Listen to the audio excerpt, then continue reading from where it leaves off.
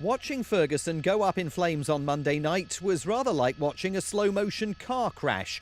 For weeks, it had been clear that unless Officer Darren Wilson faced criminal charges over the killing of Michael Brown, the St. Louis suburb could explode again in a paroxysm of anger.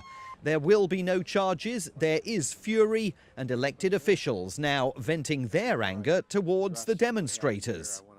First and foremost, condemn the terrible violence that occurred in Ferguson. It's unacceptable, it's wrong. The vast majority of people living in our region condemn it as well. And I think the unfortunate part about it is what that violence does is it not only puts a black eye on our community, but it really sets back the cause of social justice.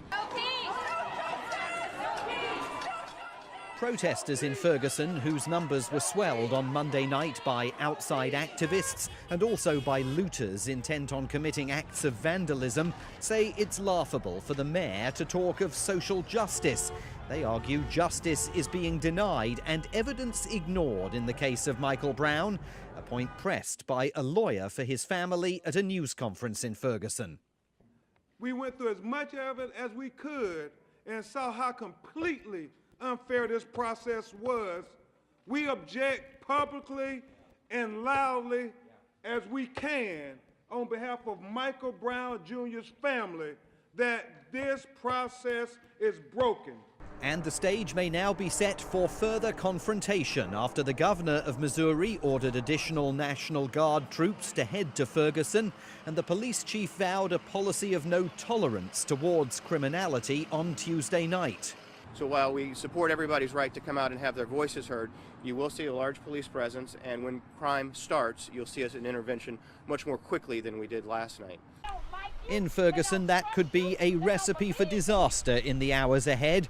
And elsewhere in the US, protesters took to the streets in peaceful demonstrations, expressing their fury over the grand jury decision.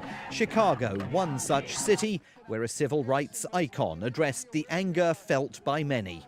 Every town has its own Ferguson and its own Michael Brown. We want the violence to end. It's police violence against the people. For President Obama, the renewed tension in Ferguson represents a major challenge. His plea for calm so far falling largely on deaf ears.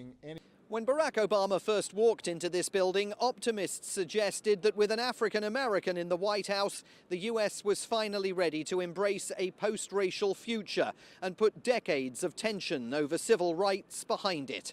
The events of the past few hours would suggest that the country isn't there yet. Simon Marks, Channel News Asia, Washington.